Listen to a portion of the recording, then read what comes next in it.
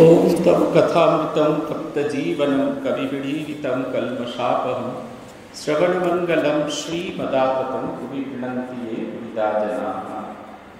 শ্রী শ্রী রামকৃষ্ণ কথামৃত থেকে পাঠ এবং আলোচনা করছি। আমরা অনুসরণ করছি উদ্বোধন প্রকাশিত দিনলিপি অনুযায়ী যে উদ্বোধন সংস্করণ আছে 1986 সালে প্রকাশিত, সেই গ্রন্থটিকে আমরা অনুসরণ করছি। আমরা পড়ছি 5ই অগস্ট 1882 খ্রিস্টাব্দের ঘটনা। শ্রীরামকৃষ্ণদেব দক্ষিণেশ্বরে বাবুর বাগানে ঈশ্বরচন্দ্র বিদ্যাসাগরের সঙ্গে দেখা করতে এসেছেন। এই ঘটনা পরপর কয়েকদিন পড়ছি। আগের দিন ঠাকুর বলেছিলেন যে বিশ্বাস আর ভক্তি তাকে ভক্তিতে সহজে পাওয়া যায়, কারণ তিনি ভাবের বিষয়। আমরা তাকে ভালোবাসলে যত তাকে গভীর ভালোবাসতে পারি তত তার সঙ্গে সম্পর্ক আমাদের নিবিড় হয়, গভীর হতে থাকে। বলছেন যে একটি গান তিনি উল্লেখ করেছিলেন, মন কি তত্ত্ব করতারে যেন মুক্ত আধার বলে, সে যে ভাবে বিষয় ভাব ব্যতীত অভাব একই ধরতে পারে। আমরা এই নানা রকমের করতে পারি, এতক্ষণ জপ করবো, এতক্ষণ ধ্যান করবো, এতক্ষণ এই করবো, এগুলো হচ্ছে তাত্ত্বিক বিষয়, টেকনিক্যাল ইস্যুস। কিন্তু তার ভেতরে যদি ভালোবাসা না থাকে, আমি যত কোটি কোটি জপই করি না কেন, যাই খুশি করি না কেন, কোনোভাবেই ভগবানকে পাবো না। বলছেন এই তাত্ত্বিক বিষয়, এই যে টেকনিক্যাল টার্ম দিয়ে যখন তাকে ধরবার চেষ্টা করছি, সেটা হচ্ছে অনেকটা অন্ধকার ঘরের ভেতরে আমরা যেরকম হাতড়ে হাতড়ে বলি, অন্ধকার ঘরের ভেতরে আপনাকে যদি ঠেলে ঢুকিয়ে দেয়, আপনি যখন অন্ধকার ঘরের মধ্যে প্রবেশ করেন, যখন আপনাকে চিন্তা করতে হয় এদিকে দেওয়াল, আপনি যদি না জানেন সেই দেওয়ালের কোন দিকে সুইচ আছে, কোন দিকে পাখা আছে, আপনার আঘাত লাগবে, সমস্ত কিছু হবে। ঠিক সেই রকম ভালোবাসা থাকলে আমাদের ভেতরে ভগবানকে অত্যন্ত সহজে আমরা অনুভব করে নিতে পারি। সে যে ভাবে বিষয় ভাব ব্যতীত অভাব একই ঘটতে পারে। বলছেন সে যে ভাবে বিষয় ভাব ব্যতীত অভাব একই ঘটতে পারে। তিনি ভাবের বিষয়, গভীর ভাবের বিষয়। যার এই ভাবটি নেই, সে আর যাই কোনোভাবেই ভগবানের সঙ্গে তার সম্পর্ক স্থাপিত হতে পারে না। ঠাকুর আগের দিন আরেকটি গানের উল্লেখ করেছিলেন, এই গানেরটি একটি অংশ উল্লেখ করেছিলেন, প্রসাদ বলে মাতৃভাবে আমি তত্ত্ব করি যায়, সেটা চাতরিকী ভাঙ্গ বাণী দেখ বোঝনা যেমন ঠারে ঠারে। বলছেন ঈশ্বরের প্রকাশ, তাকে আমরা আমি মাতৃভাবে সম্বোধন করছি। ভগবানকে মা হিসেবে দেখাটা সবচেয়ে সহজ পদ্ধতি। তার কারণ হচ্ছে মায়ের সঙ্গে আমরা সবচেয়ে বেশি সম্বন্ধযুক্ত। মাকে আমরা অনেক বেশি ভালোবাসি, আমরা খুব সহজে মায়ের কাছে সহজ হতে পারি। সেই কারণে ভগবানকে যখন আমরা মাতৃভাবে সাধন করি, তখন আমরা সহজে তার সঙ্গে আমাদের সম্পর্ক স্থাপন করি। বলছেন যে ব্রহ্মময়ী, যার কোনো আলাদা রূপ নেই, যে শক্তিময়ী তার স্বরূপ, তাকে আমি মাতৃভাবে সাধন ভজন করতে থাকি। এটা একটি প্রকাশ। আমরা যেভাবেই খুঁজি তাকে, যে কোনোভাবেই খুঁজি না তাকে, সব ভাব দিয়ে তাকে পাওয়া যাবে। আমরা যে বলে থাকি যে এরকম হলে তাকে পাওয়া যাবে, ওরকম হলে তাকে পাওয়া যাবে না, এরকমটি নয়। ঠাকুর সেদিন শেষ করেছিলেন আলোচনায় বলে, ব্রহ্ম আর শক্তি অভেদ। যেমন অগ্নি আর তার দায়িকা শক্তি, অগ্নি বললেই দায়িকা শক্তি বোঝা যায়, আর দায়িকা শক্তি বললেই অগ্নি বোঝা যায়। একটিকে মানলে আরেকটিকে মানা হয়ে যায়। তাকেই মা বলে ডাকা হচ্ছে। মা বড় ভালোবাসার জিনিস কিনা, ঈশ্বরকে ভালোবাসতে পারলে তাকে পাওয়া যায়। ভাব, ভক্তি, ভালোবাসা, বিশ্বাস। তারপরে তিনি আরেকটি গানের কথা বলছেন। গানটি কি বলছেন, ভাবিলে ভাবে উদয় হয়, ও সে যেমন ভাব তেমনি লাভ, মূল সে প্রত্যয়। কালীপদ সুধারতে চিত্ত যদি রয়, যদি চিত্ত ডুবে রয়, তবে পূজা হোম যাগযজ্ঞ কিছুই কিছু নয়। চিত্ত তদ্গত হওয়া, তাকে খুব ভালোবাসা। সুধারত কিনা অমৃতের রথ, ওতে ডুবলে মানুষ মরে না, অমর হয়। কেউ কেউ মনে করে বেশি ঈশ্বর করলে মাথা খারাপ হয়ে যায়, তা নয়।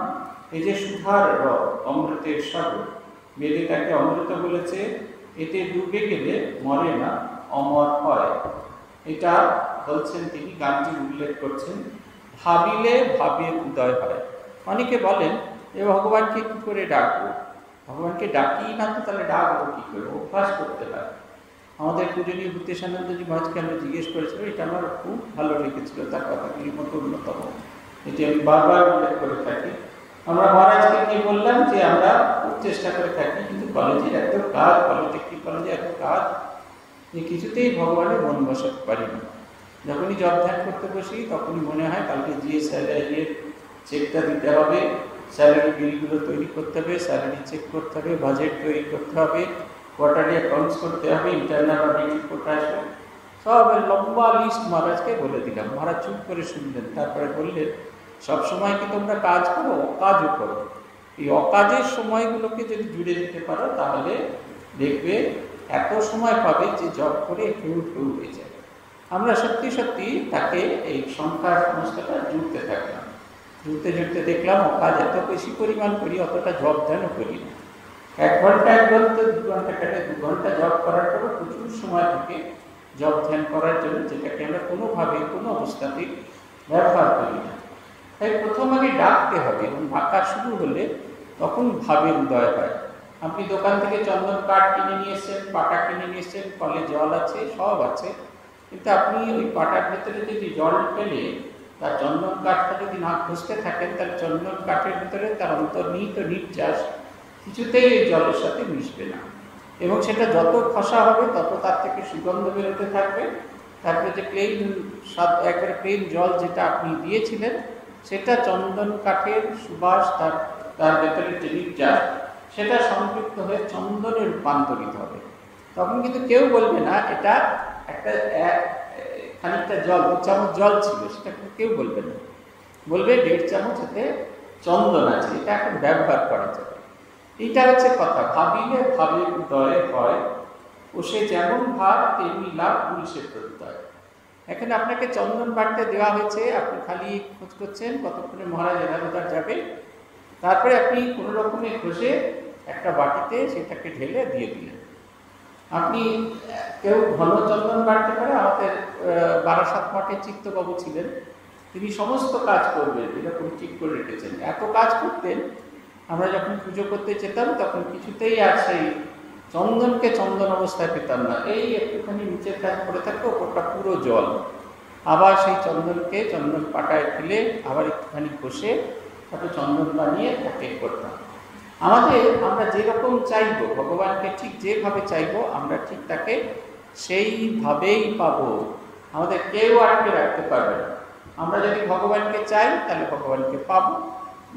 বিরজানন্দজির কথা আছে, যে তারে চায় সে তারে পায়, যে তারে না চায় তারে পঞ্চভূতে না চায়। বলছেন যে তাকে চাইবে সে তাকে পাবে।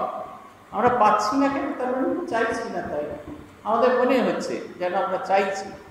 খুব ভালো করে যদি কান পেতে চিন্তা করার চেষ্টা করি, শব্দগুলোকে মনে করার চেষ্টা করি, তাহলে দেখব যে দীক্ষার সময় গুরু যে যে কথাগুলো বলেছিলেন, যে যে উপদেশ বলেছিলেন, তার 70%ই আমরা কোনো রকমভাবে মনে রাখার চেষ্টা করি না, 70%ই অভ্যাস করি না।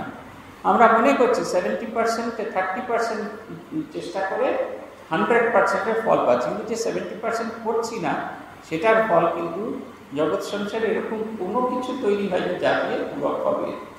বলছেন কালী পদ সুধারসে, এইবার বলছেন যে তাঁর যে সুধারদে, তাকে পেলে কি পায়। কালী পদ সুধারদে চিত্ত যদি রয়, যদি চিত্ত ডুবে যায়, যদি ভগবানের মধ্যে, ভগবানের অমৃত রসে যদি আমাদের মন ডুবে যায়, তাহলে কি হবে, তবে পূজা হোক যার যোগ্য কিছুই কিছু নয়। তাহলে যে আনুষ্ঠানিক জিনিসপত্র আমরা করে থাকি, পূজা করি, যার যোগ্য হোক, নানা রকম উপবাস, নানা জিনিস করি, এগুলো তখন কিছুই কিছু নয় বলে মনে হবে আমাদের, তখন এগুলো অপ্রয়োজনীয় মনে হবে। আপনি বলছেন ভ্যালেন্টাইন্স ডেতে অনেক পয়সা খরচা করে, 100 টাকা খরচা করে একটা গোলাপ ফুল কিনে নিলেন, লাল রঙের গোলাপ ফুল, তারপরে বাড়িতে ফিরে এসে সেই গোলাপ ফুলটা হাঁটু গেড়ে বসে আপনার যে ফিয়ান্সি তাকে আপনি দিলেন। যখন সম্পর্কটা আরও গভীর হয়ে যাবে, যখন প্রেম হয়েছিল তখন এটা দিতে হতো, প্রত্যয় জাগাতে হতো, হ্যাঁ আমি তোমাকে ভালোবাসি। সেই গোলাপ ফুলটা দিলে তবে সে বুঝতে পারতো, তখন তার মনের ভিতরে প্রত্যয়টা হতো যে হ্যাঁ আমি তোমাকে ভালোবাসি। কিন্তু সম্পর্কটা এমন একটা জায়গায় পৌঁছে গেছে, এখন এই গোলাপ ফুল না দিলেও সম্পর্কটা আমি তোমাকে ভালোবাসি এটা থাকে, আলাদা করে কিছু বুঝতে হয়।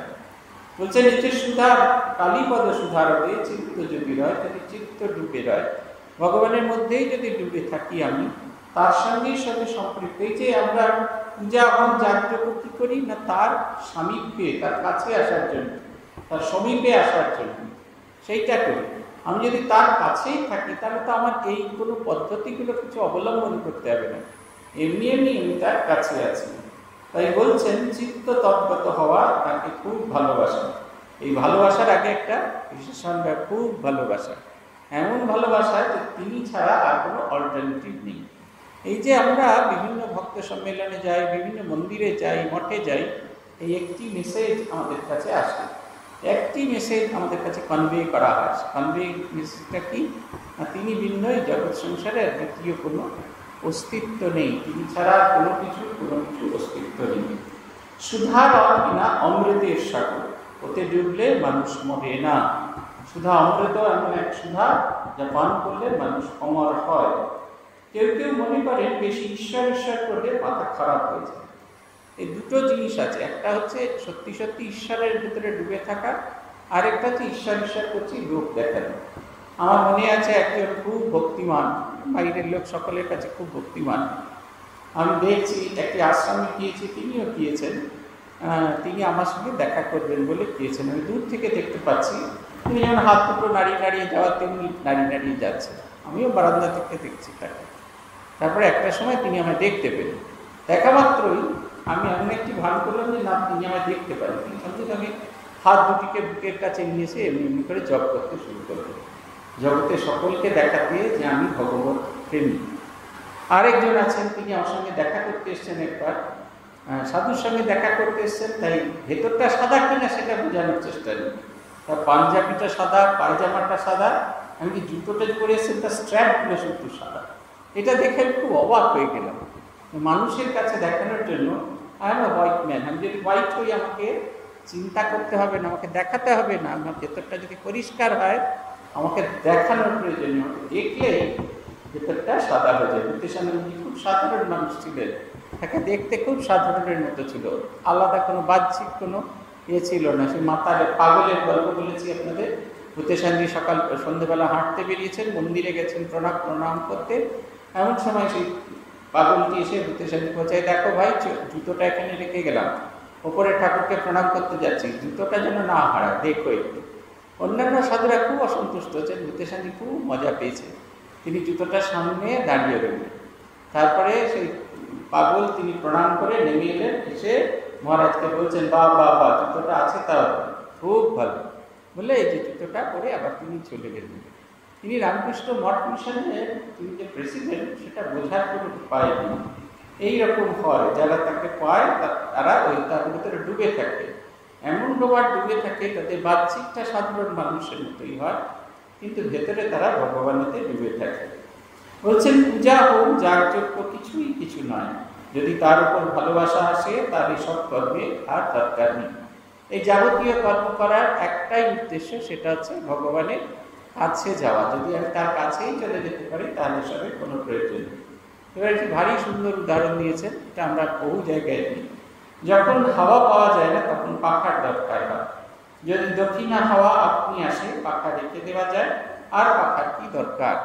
যখন আমাদের এখানে যে বায়ু সঞ্চারিত হয় না তখন আমরা হাত পাখা দিয়ে হাওয়া করি, যখন দক্ষিণের বাতাস বইতে থাকে তখন আপনার পাখা ধীরে ধীরে ধীরে ধীরে হাত থেকে নেমে যাবে।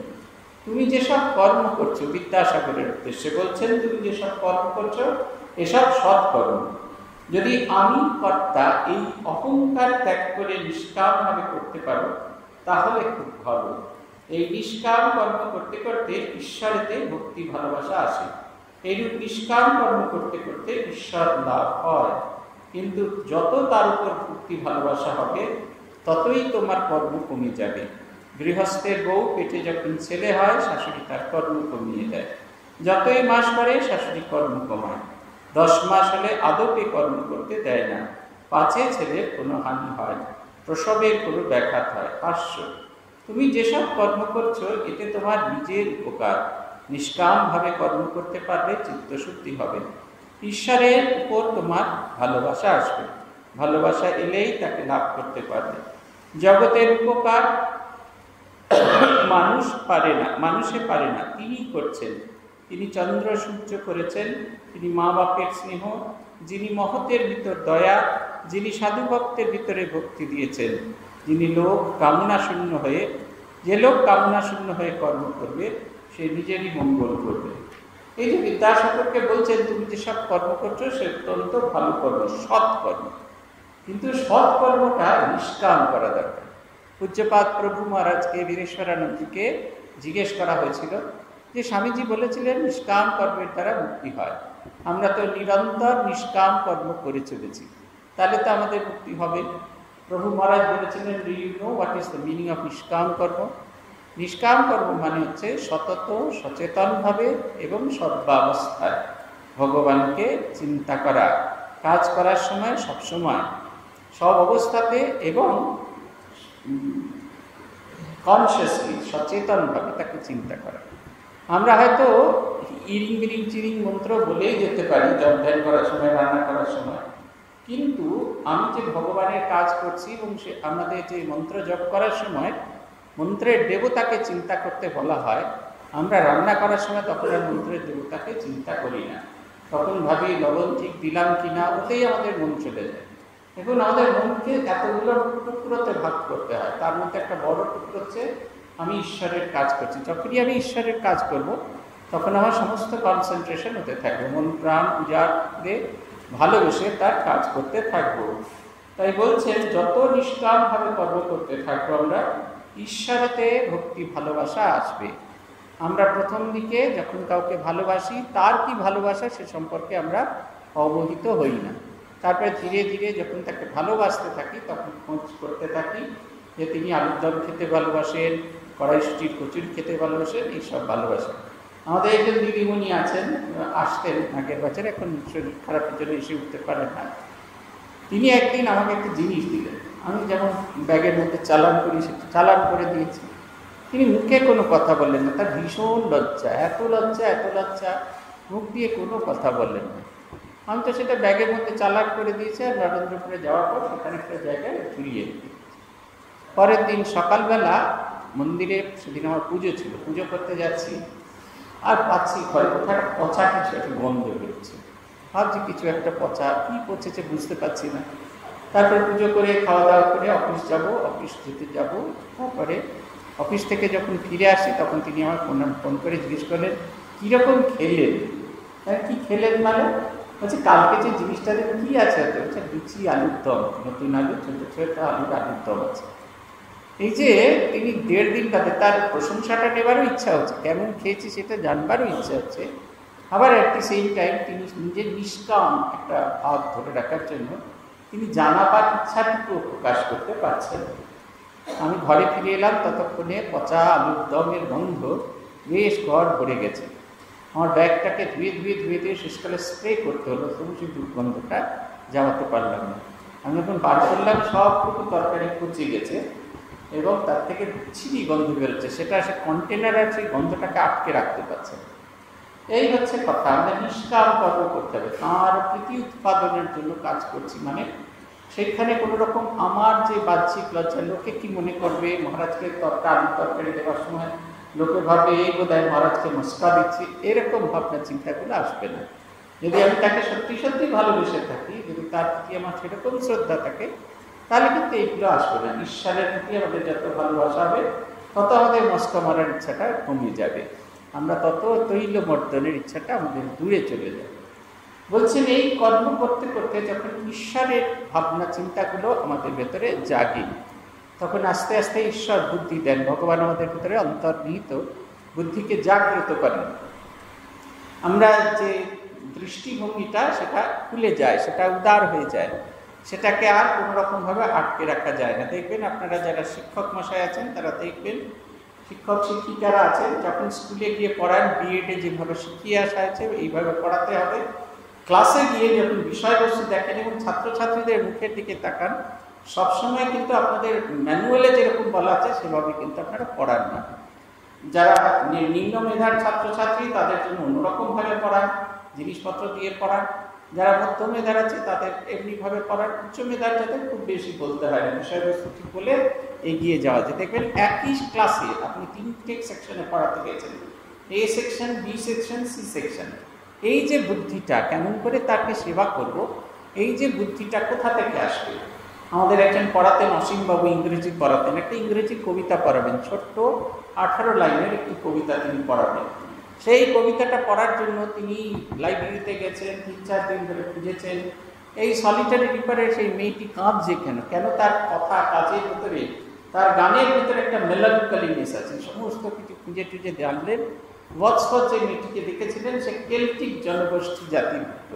কেল্টিকরা ব্রিটিশদের সঙ্গে 200 বছর ধরে যুদ্ধ করেছে, প্রতিযুদ্ধে তারা পরাভূত হয়েছে। সেই পরাভূতর গ্লানি সেই জাতির ভেতরে এমনভাবে মজ্জাগতভাবে ঢুকে গেছে, তাদের আচার আচরণ, তাদের গান, সমস্ত কিছুর ভেতরে সেই বেদনা, সেই দুঃখটা এসে গেছে। সেটা সেই জাতির ভেতরে এমন মজ্জাগত হয়ে গেছে, তারা যখন কথা বলে, তারা যখন গান গায়, সেই বেদনা অন্যকেও স্পর্শ করে। আপনারা দেখবেন সলিটারি রিপারের সেই কবিতাতে আছে, ওয়াটসওয়ার্থ লিখছেন, তিনি ক্ষেতের পাশ দিয়ে যাচ্ছেন, কিন্তু সেই মেয়েটি তখন সেই ক্ষেতে কাজ করছে আর তার সঙ্গে গান গাইছে। আবার আরও কিছু বললেন যে কেন মেয়েটি গান গাইছে, গান গাইবার কারণ কি? সে তো নাও গান গাইতে পারত। বলছেন গান গাওয়া হয় এই কারণে যে কাজের বোঝ কম করার জন্য। তখন আমরা উত্তর কলকাতায় থাকতাম, তখন পিটানো ছাদ, জল ছাদ আমরা দেখেছি। উনি আমাদের বললেন যে ছাদ পিটারিরা যে করে, ছাদ পিটায় আর গান গায়, তার কারণ হচ্ছে নিজেরা যে প্রচুর কাজ করছে সেই কাজটা কমানো। এই কদিন আগে আমি এখানে দেখছিলাম, আমাদের এই রান্নাঘরে পাথর বসছে, আর সে একটা গান বেরিয়ে চলেছে, সে একেবারে हमने तुम्हें प्यार कितना, কেউ কাউকে প্যার করে না, কিন্তু গানটা বাজছে। তারপরে গিয়ে তখন অসীমবাবুর কথাটা আমার মনে পড়ছিল, পাথর কাটতে গিয়ে এত আওয়াজ হয়, এত কষ্ট হয়, সেইটাকে ওভারকাম করার জন্য অন্য একটা কাউন্টার সঙ্গীত আরও জোরে বাজছে। আমি যখন গিয়ে পৌঁছেছি, তাদের অনুভবই নেই যে গানটা বাজছে, কিন্তু সকলের এই মোবাইল ফোনে খুব উঁচু করে গানটিকে বাজানো হচ্ছে, আর তারা সেই গানটি শুনতে শুনতে সেই কর্কশ পাথরকে কেটে সাফ করে দিচ্ছে। এই যে দেখুন, একজনকে পড়াবেন, সে যাতে বুঝতে পারে, দেখুন তার বোঝার অনুকূলে এই যে বুদ্ধিটা কে দেয়, বুদ্ধিটা আমার ভেতরই দেয়। আমি যত সেই কাজটাকে ভালোবাসতে থাকি, তত কাজটা আসে। ঠিক সেই রকম ঈশ্বরকে আমরা যত গভীরভাবে ভালোবাসতে থাকি, তত কি করে আরো গভীরভাবে তাকে পাবো, কি করে তাকে আঁকড়ে পাবো, কি করে তাকে নিবিড় করে পাবো, এই ইচ্ছাগুলো ভগবান আমাদের ভেতরে জাগ্রত করেন। সেই কারণে বলছেন, এবং এটা যত জাগ্রত হয় তখনই বাহ্যিক কাজকর্ম তত আমাদের কমে যায়, বাহ্যিক কাজকর্ম কমে যায় না। আমরা ভালোবাসাটা যখন গভীর হয় তখন অল্প করাতেই অনেক সময় লাগে। আপনি দুধ খাচ্ছেন, পুষ্টি হচ্ছে না, কিন্তু দুধটা যে ক্ষীর করে খাচ্ছেন তাতে অনেক বেশি পুষ্টি হচ্ছে। অল্প একটু খেয়েছেন, 1.5 গ্লাস দুধ খেয়ে আপনার পেট ভরেনি, কিন্তু আধ বাটি ক্ষীর খেয়েছেন, তাতে আপনার পেট সম্পূর্ণ ভরে গেল, আপনি ডাইজেস্ট করতে পারছেন, এরকম অবস্থা। এই যত সাধন ভজন ঘনীভূত হবে, তত অল্প সময়ে সাধন ভজন করলেই আমরা সেই আনন্দটার স্পর্শ পেতে পারি। বলছেন অন্তরে সোনা চাপা আছে, দেখুন বলছেন কাকে? বিদ্যাসাগরকে। অন্তরে সোনা চাপা আছে, এখনো খবর পাও নাই, একটু মাটি চাপা আছে, যদি একবার সন্ধান পাও অন্য কাজ কমে যাবে। গৃহস্থের বউ ছেলে হলে ছেলেটিকে নিয়েই থাকে, ওইটিকে নিয়েই নাড়াচাড়া করে, আর সংসারের কাজ শাশুড়ি করতে দেয় না। সকলের হাস্য। দেখবেন আমরা নিজেদের কাজের বাইরে যে কাজটা করতে ভালোবাসি, সেটার নাম পিএনপিসি, পরনিন্দা পরচর্চা। কেন এই পিএনপিসি করি? তার কারণ হচ্ছে আমার মনের জন্য সব, মানে পুরো যে যেমন একটা ক্লাসের রুটিন করা হয়, সেই ক্লাসে 7টা রুটিন। এখন যদি 7 জন মাস্টারমশাই না এসে থাকেন, 7টা ক্লাসে 7 জন মাস্টারমশাই পড়ানোর জন্য না এসে থাকে, তাহলে কোনো কোনো মাস্টারমশাইকে বলা হয় আপনি খানিকটা এই ক্লাসেও করেন, খানিকটা ওই ক্লাসেও করেন। তিনি কী করে করেন? সুচিতানন্দজি গল্প করতেন, ওখানে একজন মাস্টারমশাই ছিলেন হিন্দিভাষী স্যার। তিনি একটি ক্লাসে বোর্ডে একটা জিনিস লিখতে দিয়ে চলে যেতেন, খুব দুর্দান্ত প্রতাপের সেই স্যার ছিলেন হিন্দিভাষী। সেইখানে তিনি তার চশমার খাপটা টেবিলের উপর রেখে যেতেন, ওইখানে ওইটি হচ্ছে তার ইয়ে। তারপরে আরেকটা ক্লাসে গিয়ে আবার কিছু একটা লেখ লিখতে দিতেন, সেখানে তার কোটটা রেখে যেতেন। আর তৃতীয় ঘর, সেখানে তিনি আদতে পড়াতেন। পড়াতে পড়াতে আবার ছেলেদের বলতেন, তোমরা এই যে একটু পড়ালাম, এটার একটা সিনপসিস করো। তারপরে 2 নম্বর ঘরে এসে দেখে গেলেন, যদি কেউ অবাক হয়েছে তারপরে ফটাস ফটাস করে মারতে থাকে, আবার তার পাশের ঘরে এসে আবার মারতে থাকেন। কি অকুপাইড, তার মনটা অকুপাইড হয়ে আছে। একটা মানুষ নিজেকে 3টি ক্রিয়াশীল কাজের ভেতরে ছড়িয়ে দিয়েছে। আমরা ভগবান ছাড়া অন্যান্য সব কিছুতে, ভগবান তো খুব শুকনো জিনিস, যতক্ষণ না ভেতরে ঢুকতে পারছি, অনেকটা সেই ওটসের মতো। ওটস দেখতে খুব শুকনো, কিন্তু তার ভেতরে একটু দুধ দিয়ে দিই, এইটুকু ওটস আপনি নিলেন, তাতে একটু দুধ দিয়ে দিলেন, খেয়ে নিলেন, সারা সকাল আর আপনার খেতে পাবেন। আবার সেই বেলা 12টা, কিন্তু একটু মুড়ি খান, দেখবেন একটু মুড়ি চা খাওয়া হলো, আবার 9টার সময় মনে হয় একটু পটল পটল খাই, তারপর 11টার সময় মনে হলো একটু পটল পটল খাই, খাওয়া তো পেট খালি হয়ে যাচ্ছে। ঠিক ওই রকম ঈশ্বরীয় চিন্তায় যখন আমরা ডুবে থাকবো, তখন তার মধ্যেই ডুবে থাকবো, তার বাইরে আর কোনো কিছুতে যেতে পারবো না। পূজ্যপাদ আত্মস্থানন্দজিকে শেষের দিকে আমি 3টি অবস্থাতে তাকে দেখার চেষ্টা করেছি।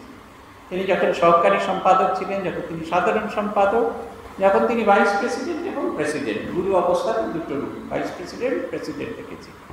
যখন ভাইস প্রেসিডেন্ট প্রেসিডেন্ট দেখেছি, তিনি মগ্ন হয়ে আছেন, একবারে যে ভাবনা চিন্তা তার ভিতরে যেন ডুবে আছেন, তাকে আলাদা করা যাচ্ছে না, কোনোভাবেই তাকে আমরা আলাদা করতে পারছি না।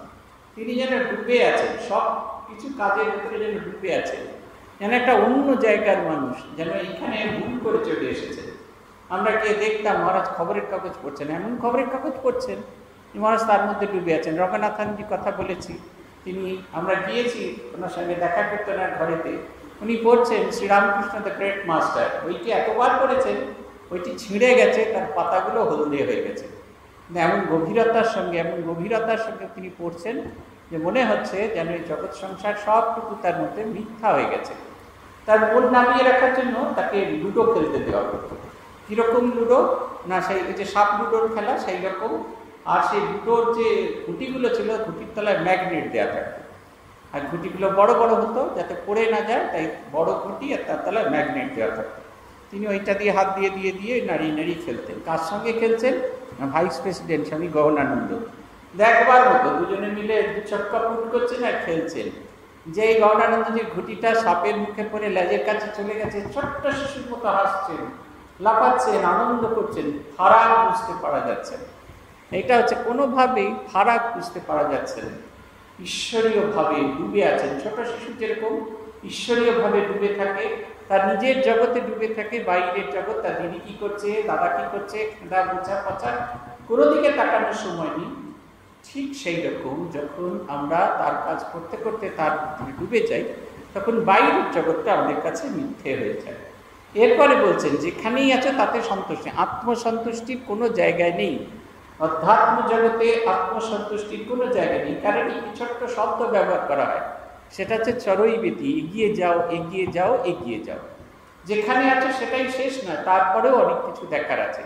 সেই বর্ণনা আছে, একজন সাধক এগিয়ে যাচ্ছেন, পাহাড়ে গিয়ে খুব ক্লান্ত, এক জায়গায় খুব দাঁড়িয়ে পড়েছেন, আর এগোতে পারছেন না, তার মনে হচ্ছে না আর এগিয়ে যাওয়া যাবে না। তখন সেই আরেকজন সন্ন্যাসী, বয়স্ক সন্ন্যাসী তার সঙ্গে তিনি ছিলেন, তিনি জিজ্ঞেস করলেন একবার ঘুরে তাকাও। ঘুরে তাকালেন, বললেন এই সমস্ত রাস্তাটা কে এসছে? বলছেন আমি এসেছি, তাহলে বাকি রাস্তাটাও তুমি যাবে। যে মানুষটি ক্লান্ত হয়ে গেছিল, তিনি সেই অবস্থায় ধীরে ধীরে ধীরে তো উপরে উঠতে থাকেন।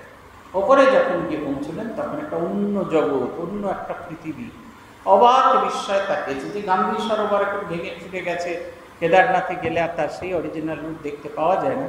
আমরা যখন সাধু হই, তারপরে গেছিলাম, তখন এখন যেমন কেদারনাথ মন্দিরের ফ্ল্যাট একেবারে নামলেই সোজাসুজি দেখতে পাবে, তখন 6টা সিঁড়ি ছিল। 6টা সিঁড়ি উঠবার পরে ওই প্ল্যাটফর্মে উঠতে হতো। সেই সিঁড়ির পাশ দিয়ে একটা রাস্তা ছিল, যেখানে শঙ্করাচার্যের সমাধি মন্দির ছিল, যেখানে সেটা সম্পূর্ণ নষ্ট হয়ে গেছে, তার মধ্যে একটা রেপ্লিকা তৈরি। তারপরেও যখন পিছিয়ে আরও এগিয়ে যাচ্ছি, তখন সে এক অদ্ভুত রূপ, সে অদ্ভুত কলতান, নীলকণ্ঠ পাহাড়, সে যেন ধ্যানমগ্ন স্তব্ধতায় বসে আছে। আপনি একাই বসে আছেন, মনে হচ্ছে আর কাউকে আপনার ওখানে জগৎ সংসারে প্রয়োজন নেই। একজন সেনার লোক এসে কথা বলছিলেন, বলছিল কতক্ষণে ডুবেই হবে, এই একা তার ভেতরে ডুবে থাকা। এই যত আমরা এগোতে থাকবো, আমরা নতুন নতুন আধ্যাত্মিক সম্পদের আস্বাদন করতে পারব। বলছেন কাঠুরে কাঠ কাটছিল, ব্রহ্মচারী বললে এগিয়ে যাও। এগিয়ে গিয়ে দেখে চন্দন গাছ। আবার কিছুদিন পরে ভাবলে তিনি এগিয়ে যেতে বলেছিলেন, চন্দন গাছ পর্যন্ত যেতে বলেন নাই। এগিয়ে গিয়ে দেখেন রূপার খনি। আবার কিছুদিন পরে এগিয়ে গিয়ে সোনার খনি। তারপরে কেবল হীরামানি এসব লয়ে একেবারে অন্ডিল হয়ে গেল। বিদ্যাসাগর যে এই ভাবটি গ্রহণ করেননি সেটা তার জীবন বলে দেয়। তিনি যখন মানুষের দ্বারা আঘাত পেয়েছেন, কষ্ট পেয়েছেন, সমালোচিত হয়েছেন, জনগোষ্ঠীকে ছেড়ে তিনি জঙ্গলে গিয়ে বাস করেছেন। সেখানে গিয়ে যে খুব শান্তিতে ছিলেন তা কিন্তু নয়, সেখানে গিয়েও খুব শান্তিতে থাকেননি। আমরা যখন আনন্দ বাইরে খুঁজতে চাই আমাদের বোকা হতেই হবে। আনন্দকে বাইরে খুঁজলে হবে না, আনন্দ সবসময় ভেতরে খুঁজতে হবে। আনন্দ স্বরূপ তার ভেতরে বিরাজ করছেন। বিদ্যাসাগরকে জিজ্ঞেস করেছিলাম, আপনি সবসময় এরকম আনন্দে থাকেন কেন? উনি বলেছিলেন, ঈশ্বর রসস্বরূপ, রস বৈশ। আমি তাকে চিন্তা করি তাই আমি রসিক, তুমি তাকে চিন্তা করো তুমিও রসিক হবে। এ কথা একেবারে সত্য। আমরা যত ঈশ্বরকে চিন্তা করতে পারবো আমরা সেই আনন্দের অনুভব করতে পারবো। এবার পদ্ধতিটা বলছে, নিষ্কাম কর্ম করলে ঈশ্বরে ভালোবাসা হয়। নিষ্কাম মানে যা কিছু করছি সব তার জন্য। ঘুমিয়ে পড়ি মন্দিরে, ঢুলছি, তখন সদ্য ব্রহ্মচর্য দীক্ষা হয়েছে, রোজ ঢুলি। ঘরে গিয়ে ঠাকুর ঘরে গিয়ে রোজ ঢুলি, আর রোজ সাধুদের পক্ষুনি খাই। একদিন রেগে মেগে গিয়ে পূজনীয় রঙ্গনাথানন্দজি, তখন তিনি প্রেসিডেন্ট, তাকে গিয়ে বললাম, জানেন তো আমার খুব বড় সমস্যা, আমি রোজ ঘুমিয়ে পড়ি। উনি বলছেন, কই আমি তো ঘুমিয়ে পড়ি না, I don't feel sleepy, I work till 11 o'clock, I sit in the meditation early in the morning, I don't feel sleepy, আমি তো ঘুমোই না। আমরা বললাম যে আমরা পাকা তো তখন ব্রহ্মচর্য দীক্ষা আছে, রেজিস্টার্ড ব্রহ্মচারী। বললাম, আপনি সঙ্গে সঙ্গগুরু, আমি একজন সামান্য ব্রহ্মচারী। উনি বলছেন, what is there, what is the difference between you are a sadhu, I am also sadhu, what is the difference between you and me? তুমি আর আমার মধ্যে কোনো ফারাক নেই, তুমিও ভগবানকে খুঁজছো, আমিও ভগবানকে খুঁজছি। শুধু যেটা ফারাক হচ্ছে সেটা হচ্ছে দৃষ্টিভঙ্গি বদল করতে হবে। যখন তুমি মন্দিরে যাবে চিন্তা করো তোমার কিছু কল্যাণ হবে না, but Thakur Guru Maharaj will be happy to see you in the temple. তুমি যদি মন্দিরে যাও ভগবানের খুব আনন্দ হবে। তুমি যখন মন প্রাণ যা করে জপ ধ্যান করবে তাতে তোমার কোনো লাভ হবে, but Guru Maharaj will be happy to see you doing intense japa. যখন তুমি গভীরভাবে জপ করছো ভগবানের তোমাকে দেখে আনন্দ হবে। If you do selfless service, গুরু মহারাজ উইল বি হ্যাপি। তুমি যদি নিষ্কাম কর্ম করো তাহলে তিনি খুশি হবেন। আর বলছেন, তস্মিন তুষ্টে জগৎ তুষ্টম, প্রণীতে প্রণীত জগৎ। তুমি তুষ্ট হলে জগৎ তুষ্ট হবে, তুমি যদি অসন্তুষ্ট হও জগৎ অসন্তুষ্ট হবে। অতএব যা কিছু করছি তোমার প্রীতি উৎপাদন করার জন্য। নিষ্কাম কর্ম করতে গেলে তোমার প্রীতি উৎপাদন করার জন্য আমার যে আমিত্ব তাকে বিসর্জন দিতে হবে। আমার আমিত্বকে বিসর্জন দিলেই তবে আমরা ঠিক মতো কাজ করতে পারবো। এবং এই আমার আমিত্বকে যত আমরা দিতে পারবো তত নিষ্কাম কর্ম হবে। নিষ্কাম কর্ম হলে কী হবে? আমার মনের বাইরে যে ময়লা আছে সেই ময়লা সম্পূর্ণ অপসৃত হবে, আমার ভেতরটা পরিষ্কার হবে, তাতে আমরা ভগবানকে দেখতে পাবো। তাই বলছেন যে ক্রমে তার কৃপায় তাকে পাওয়া যায়, ঈশ্বরের সঙ্গে দেখা যায়, তার সঙ্গে কথা কওয়া যায়। যেমন আমি তোমার সঙ্গে কথা করছি, সকলে হাসো। এইখানে একটা কথা আছে। স্বামীজি তাকে জিজ্ঞেস করেছিলেন যে আপনি কি ভগবানকে দেখেছেন? একটাই প্রশ্ন, তার তিনটে উত্তর ছিল। হ্যাঁ, তাকে দেখেছি, তোকেও দেখাতে পারি, তোর চেয়েও স্পষ্ট দেখেছি। স্বামীজিকে কিন্তু স্বামীজি এবং শ্রীরামকৃষ্ণের জীবন কাহিনীর ভেতর কখনো কিন্তু আমরা দেখতে পাবো না যে এই কথাটা স্বামীজি খুব পরিষ্কার করে দেখেছেন। হ্যাঁ, তোকে দেখেছি, হ্যাঁ কনফার্ম করছেন, yes I have seen you.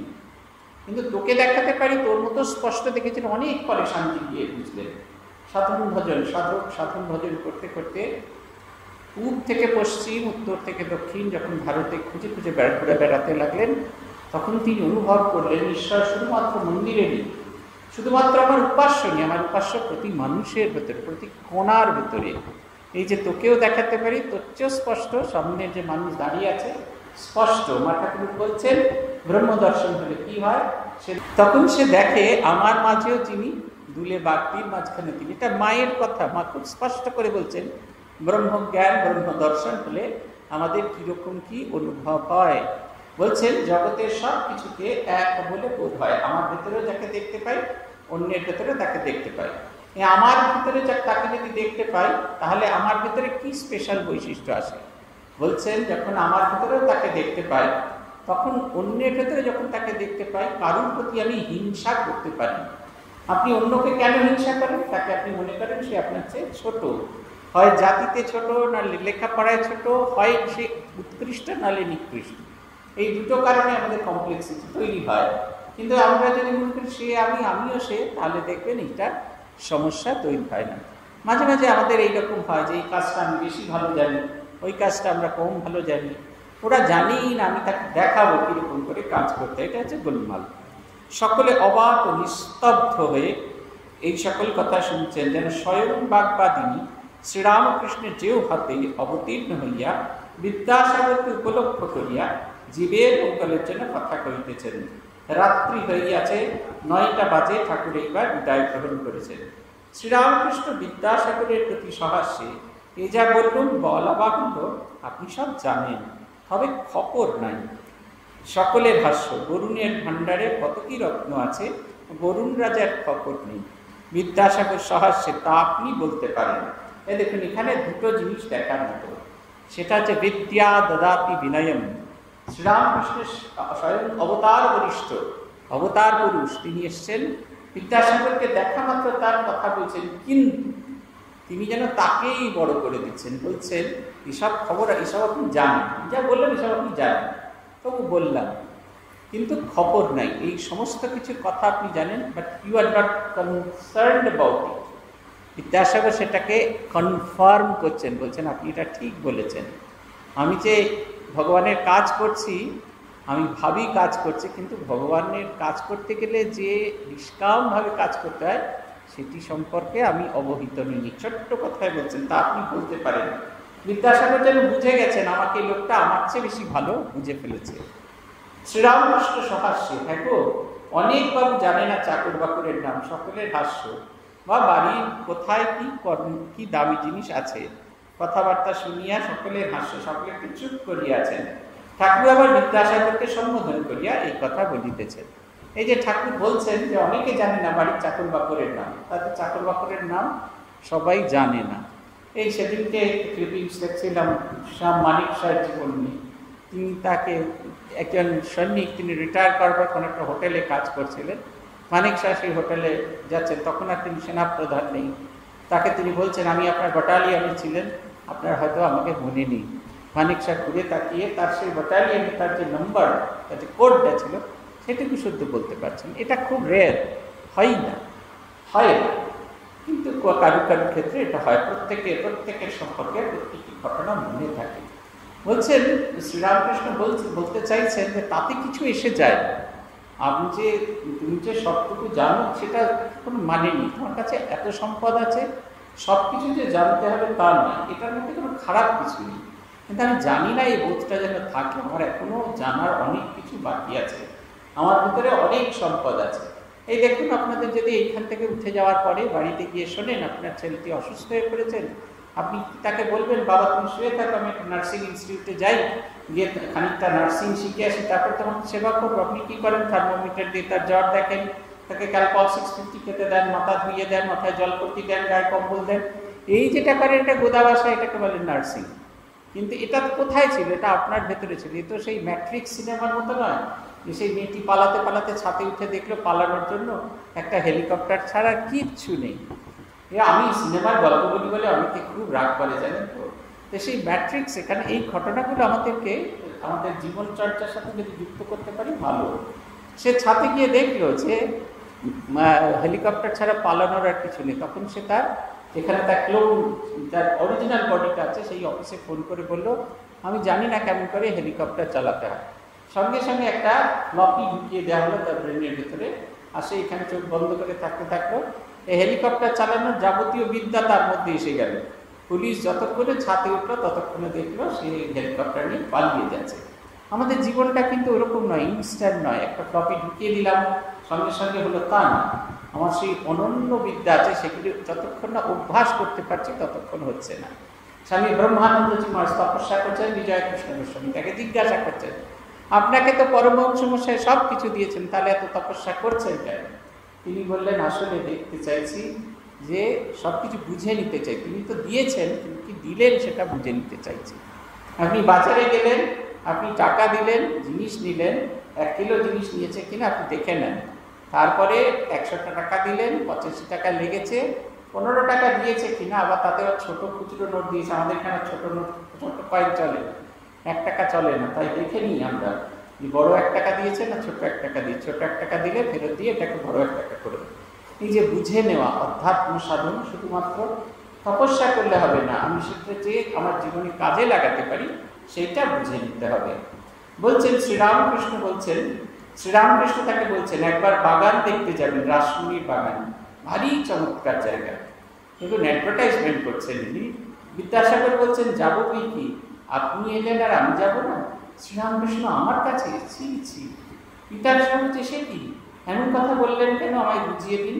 Sri Ramakrishna সহাস্যে, আমরা জেলে ডিঙি সকলের হাস্য, খাল বিল আর বড় নদীতেও যেতে পারি, কিন্তু আপনি জাহাজ কি জানি যেতে গিয়ে চড়াই লেগে যায়, সকলের হাস্য। বিদ্যাসাগর সহাস্য কদন চুপ করিয়াছেন, ঠাকুর হাসিতেছেন। শ্রীরামকৃষ্ণ সহাস্যে, তার মধ্যে এ সময় জাহাজও যেতে পারে। বিদ্যাসাগর সহাস্যে, হ্যাঁ এটা বর্ষাকাল বটে, সকলের হাস্য। মাস্টার স্বগত, নবারুণাগের বর্ষা, এই নবারুণাগের সময় মান অপমান বোধ থাকে না বটে। আমাদের যখন প্রথম ভালোবাসা হয় তখন কিন্তু আমাদের কিছু মনে থাকে না, তখন মনে হয় কি করে সেই আনন্দটাকে উপভোগ করব। ঠাকুর বলছেন ছিচি আমার কাছে যাবে, যে আমি একটু সামান্য মানুষ, আমার কাছে তুমি বড় মানুষ কেন যাবে? বলছেন আমি জেলে ডিঙি যেমন খাড়ির মধ্যেও ঢুকতে পারে, সমুদ্রতেও যেতে পারে, সব জায়গায় সে সমানভাবে যেতে পারে, ওলট পালট খাবে কিন্তু সে যেতে পারে। কিন্তু জাহাজ তাকে যেতে গেলে বড় জায়গা লাগবে, খাড়ির মধ্যে দিয়ে সে যেতে পারে না, এটা হচ্ছে কথা। বলছেন তবে এখন নতুন বর্ষা যখন হয় তখন চতুর্দিক জলে ভরে যায়, যেরকম শুকনোকালে আমরা আলপথের উপর দিয়ে এই যখন বর্ষা থাকে তখন আমাদের আলের উপর দিয়ে যেতে হয়, কিন্তু যখন জল শুকিয়ে যায় তখন এক কোণ থেকে আরেক কোণ দিয়ে গিয়ে দু কোণের সমান দূরত্ব অতিক্রম করি। ঠিক সেই রকম ভালোবাসা যখন তৈরি হয়, ভালোবাসার বর্ষা যখন তৈরি হয় তখন সে সব এক হয়ে যায়, নদী সমুদ্র সব এক হয়ে যায়, তখন বড় জাহাজও যেতে পারে। ঠাকুর রাত্রোত্থান করিলেন, এখানে একটুখানি সময় নেব, একটুখানি একটা ছবি আপনাদের দেখানোর জন্য। বলছেন ঠাকুর রাত্রোত্থান করিলেন ভক্ত সঙ্গে, বিদ্যাসাগর আত্মীয় গণ সঙ্গে দাঁড়াইয়াছেন, গাড়িতে ঠাকুরকে তুলিয়া দেবেন। শ্রীরামকৃষ্ণ এখনো দাঁড়াইয়া কেন, মূল মন্ত্র করে জপিতেছেন, জপিতে ভাবাবিষ্ট হইয়াছেন।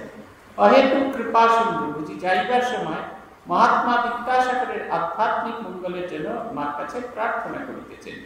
ঠাকুর ভক্ত সঙ্গে সিঁড়ি দিয়া নামিতেছেন, একজন ভক্তের হাত ধরিয়াছেন। বিদ্যাসাগর স্বজন সঙ্গে আগে যাইতেছেন, হাতে বাতি পথ দেখাইয়া আগে যাইতেছেন। কৃষ্ণা শ্রাবণ, কৃষ্ণ ষষ্ঠী, এখনো চাঁদ উঠে নাই। তমসাবৃত উদ্যান ভূমির মধ্য দিয়া সকলে বাতির ক্ষীণালোকে লক্ষ্য করিয়া ফটকের দিকে আসিতেছেন। শ্রীরামকৃষ্ণ ভক্ত সঙ্গে ফটকের কাছে যাই পৌঁছলেন, সকলে একটি সুন্দর দৃশ্য দেখিয়া দাঁড়াইয়া পড়িলেন। বিদ্যাসাগরের বাড়ি ছেড়ে আসার সময় তিনি প্রার্থনা করছেন, এটা হচ্ছে কথা, সকলের জন্য প্রার্থনা করা দরকার, আমরা যেখানেই যাই তাদের জন্য যেন প্রার্থনা করতে পারি। ঠাকুর এটা দেখাচ্ছেন, সন্ন্যাসীর তা তো আর কিছু দেবার নেই, সে জগতে সকলের জন্য মঙ্গল প্রার্থনা করছেন। ভূতেশানন্দজি বলছেন তন্বন্ধন, এই 3 দিয়ে আমরা তাকে চাইতে পারি। শরীর দিয়ে কারোর সেবা করতে পারি, মন দিয়ে অর্থ দিয়ে কারোর সেবা করতে, যদি সেটা না থাকে মন দিয়ে প্রার্থনা করতে পারি, তার দিকে তাকিয়ে বলতে পারি হে ভগবান এর কল্যাণ করো, এর ভালো করো, এইটুকু আমরা করতে পারি। তাই যেন তিনি প্রার্থনা করছেন, গভীর সমাধিতে মগ্ন হয়ে যাচ্ছেন ভগবানের নাম করতে। অন্ধকার বাগানের মধ্যে দিয়ে তিনি যাচ্ছেন, তার আগে আলো হাতে চলছেন বিদ্যাসাগর।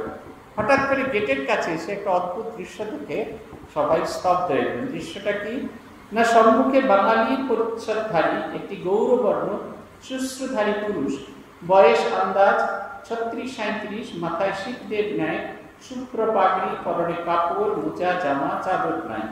তাহারা দেখিলেন পুরুষটি শ্রীরামকৃষ্ণকে দর্শন করিবা মাত্র মাটিতে উষ্ণীশ্বমে মস্তক অবলম্বিত হইয়া ভূমিষ্ঠ হইয়া রইয়াছেন।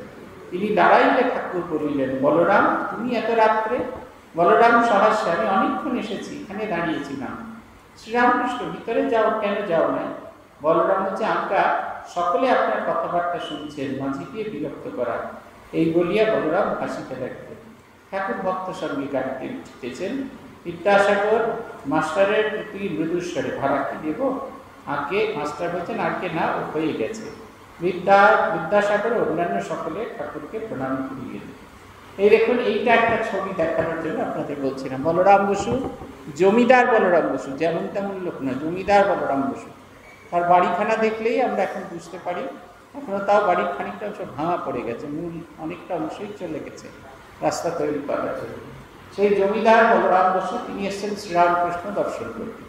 আমরা তো কতক্ষণে জানাতে চাই যে আমি এসেছি, তো তুমি দেখো গো, ও গো তুমি দেখো গো আমি এসেছি, আমার দিকে একটু তাকাও, ফিরে তাকাও।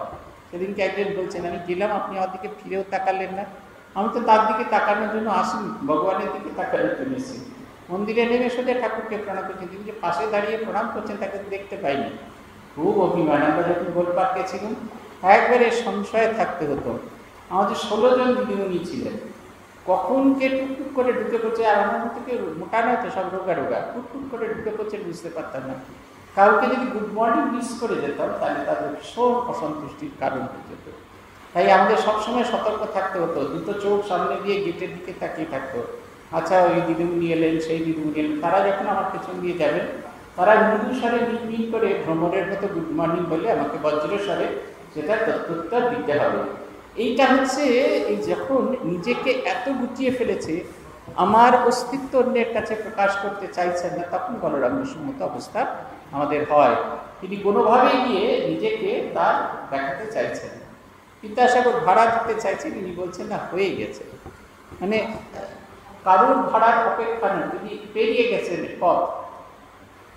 বিদ্যাসাগরের গাড়ি উত্তরাভিমুখে হাঁকাইয়া দিল, গাড়ি দক্ষিণেশ্বরে কালীবাড়িতে যাইবে। এখনো সকলে গাড়ির দিকে তাকাইয়া দাঁড়াইয়া আছেন। বুঝি ভাবিতেছেন এ মহাপুরুষকে, যিনি ঈশ্বরকে এত ভালোবাসেন, আর যিনি জীবের ঘরে ঘরে ফিরছেন আর বলছেন ঈশ্বরকে ভালোবাসায় জীবনের উদ্দেশ্য।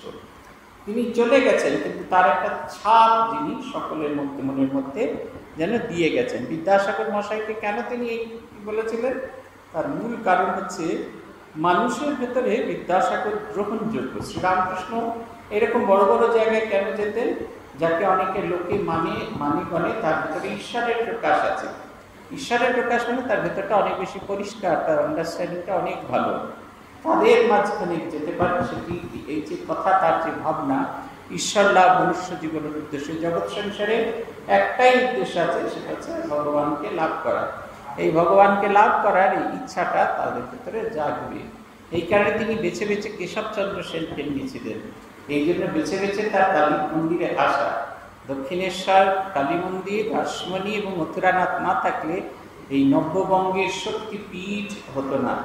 আগামী দিনের মানুষ আমরা যারা ফাঁকিতে সবকিছু চাই, আমাদের কাছে এটা প্রমাণ হতো না কত আকুলতা নিয়ে ভগবানকে ডাকা যায়। দক্ষিণেশ্বরটা লিভিং ডেমনস্ট্রেশন, একটা জায়গা। আপনি যদি দক্ষিণেশ্বর একাকি ঘুরে ঘুরে দেখেন, সঙ্গী সাথে ছাড়া, জগতে যে খুশি আইসক্রিম খান, ঝালমুড়ি খান, যাই হোক, আপনি যদি একটু অনুসন্ধিৎসু দৃষ্টি নিয়ে দেখেন তাহলে কি অবাক হয়ে যাবেন।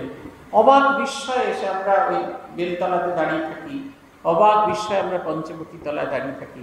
এইখানে তিনি অপেক্ষা করেছিলেন, ভগবানকে পাচ্ছেন না বলে এইখানে তিনি কষ্ট পেয়েছিলেন।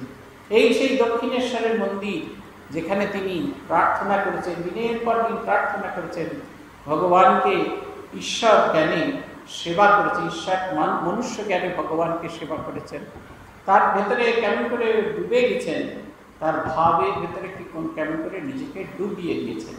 এইসব লিভিং ডেমনস্ট্রেশন, লিভিং জায়গা আমাদের কাছে দেখতে পাই। এগুলো যত চর্চা করা যায় ততই ভালো। এই প্রত্যেকটি জায়গায় গিয়ে প্রত্যেকটি জায়গায় ইতিহাস দেখতে হয়। আপনারা যখন কামারপুকুরে যাবেন তখন ঠিক সেইখানে দেখবেন, আপনি অনুভব করতে পারবেন। সীতানাথ পাইনের বাড়িতে গিয়ে এসে এখন স্টেজ হয়ে গেছে, আমরা যখন প্রথম যাই তখন স্টেজ ছিল না, তখন আরও পরিষ্কার করে বোঝা যেত এইখানে স্টেজ বেঁধে করা হয়েছিল। স্টেজ মানে হচ্ছে কয়েকটি চৌকি পেতে দেওয়া ছিল, তার উপর যাত্রা হচ্ছিল। আলো তো ছিল না, হ্যাজাক আলোতে যাত্রা হচ্ছিল। কল্পনা করুন সেইখানে, এখন মূর্তিটা আছে, ওটা না হলেও কল্পনা করুন, বর্ণনা করা আছে। দুধে আলতার মতো তার গায়ের রং, পিঙ্গল বর্ণ জটা, সারা গায়ে ভস্মাবৃত, হাতে তার সেই মাথাতে অর্ধচন্দ্রা করা আছে, একটা হাতে তার সেই ত্রিশূল আছে, একটা হাতে ডমরু। ঈশ্বরীয় ভাবে তিনি এত ভাবিত হয়েছেন, তার চোখ দিয়ে জল পড়ছেন, জল করতে করতে নিচের যে ভূমি সেটি একেবারে সম্পূর্ণ সিক্ত হয়ে গেছেন। চোখ বন্ধ করলে আমরা যদি ভাবি তাহলে আমরা অবশ্যই দেখতে পাবো।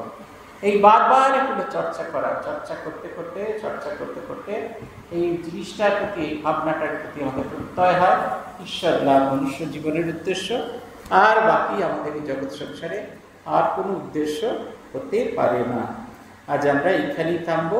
নিরঞ্জনম নিত্যম অনন্ত রূপম ভক্তানুকম্পাধৃত বিগ্রহম বৈ ঈশাবতারম পরমেশমিদ্যম তম রামকৃষ্ণম শিরসা নমামি। ओम शांति शांति शांति। हरि ओम तत्सत। श्री रामकृष्णार्पणमस्तु।